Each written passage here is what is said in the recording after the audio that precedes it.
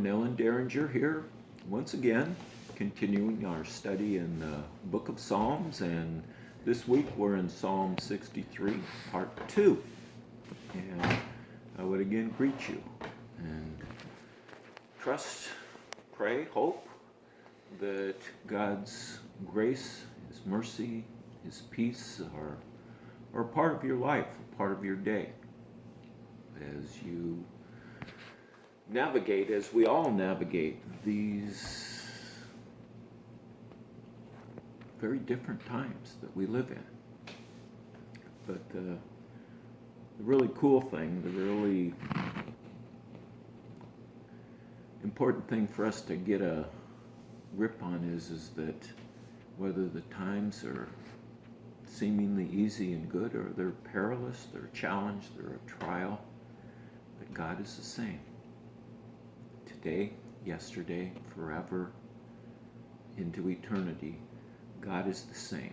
And as we look at Psalm 63, and I go back to the little heading that I mentioned last week, that it's by David, but the title is Joy in the Fellowship of God. And we went through verse 1, and we're starting to look at verse 2. And so we're going to look at verses 2 through 5 this week, and I'll go ahead and read them. And it's David, and he's in the wilderness. He's been in this hard place, he called it a dry and thirsty land.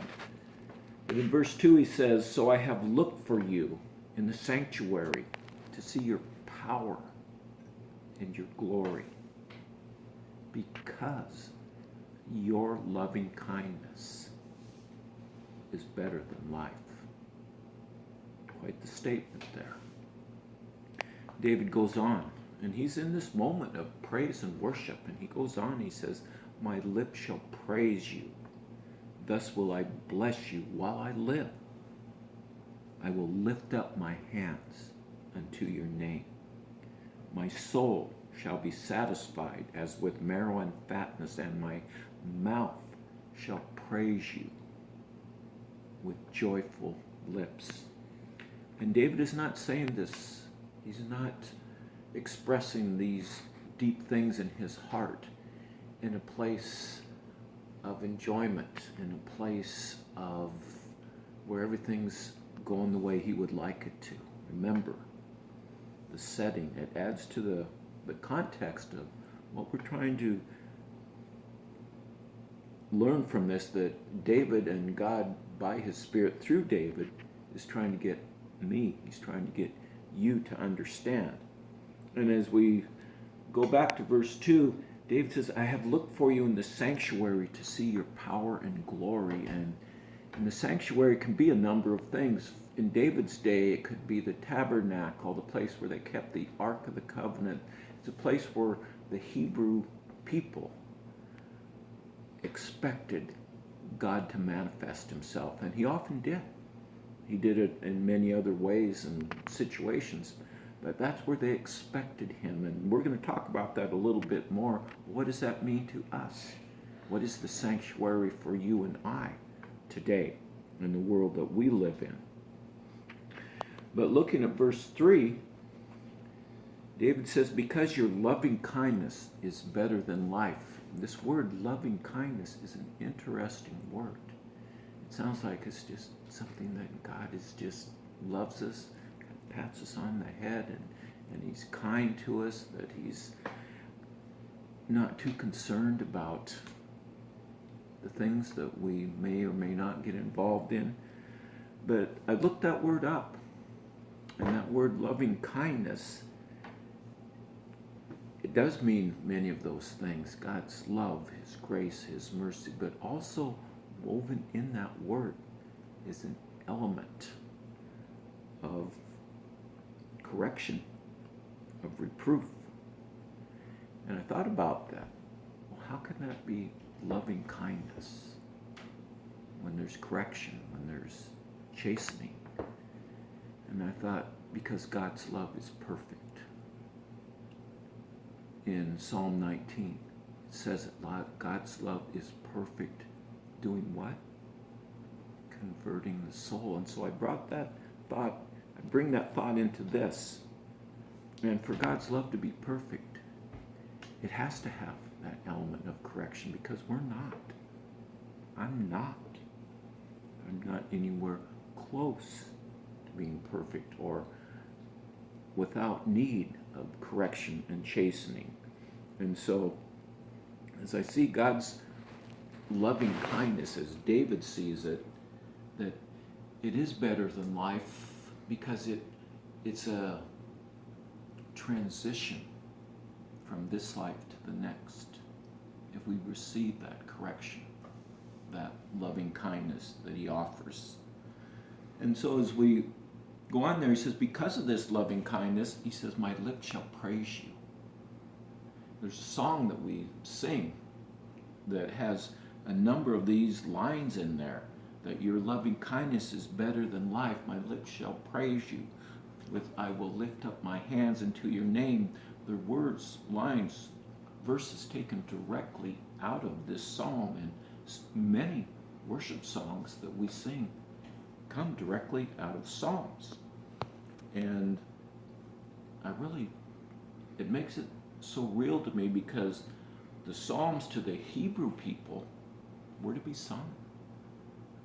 Many of them, it's a different type of music, a different beat, and I'm not a musical expert, but they were made for that very purpose. So I guess the question would be, as David says, that my lips shall praise you. Do you praise God? Oh, some of you may say, well, what's that? If you have to ask what does that mean, it's probably something that you're not either familiar or comfortable with. But it's a natural outflow of having that close walk with God. And are you thankful for God's presence in your life? There are things to think about that oftentimes we just kind of blow through or blow by. We say, "Oh well, yeah, I know God. He knows me, and I've accepted Him, and everything's good." There's so much more. And that's all fine. That's great. But there's so much more that we miss when we don't come to that place where, just out of a spontaneous and natural outflow of joy and thanksgiving and gratefulness, that we want to do as David's. Thus will I bless you. I will lift up my hands in your name. This thing of worship and praise and singing to God in the sanctuaries. We tie all these things together. David wasn't in the sanctuary. He was in the desert. But he remembered God's presence in the sanctuary, in the tabernacle. And the sanctuary doesn't have to be in a certain place. It doesn't have to be in a church building. But in my mind, when I first started getting involved in all this stuff about God, we went to church, this room where the pews were, where the pastor preached, where we met. It was called the sanctuary. But it made sense. The world's all out there, and for whatever it is, whatever it's worth. But I always noticed when I would walk into a sanctuary, whether it was there or another church that was a Bible-based church, that I just sensed presence. There wasn't anything miraculous or words written in flames. It was just, I just could tell there was something different. Just a quiet presence. And I sense that today. When I walk into our church sanctuary, when we meet, when we have our time of praise and worship, it's a special place. It's just a building. God is God, and He's not contained in buildings, but in those places that we designate, that we go to meet Him, to be with Him, to be with His people.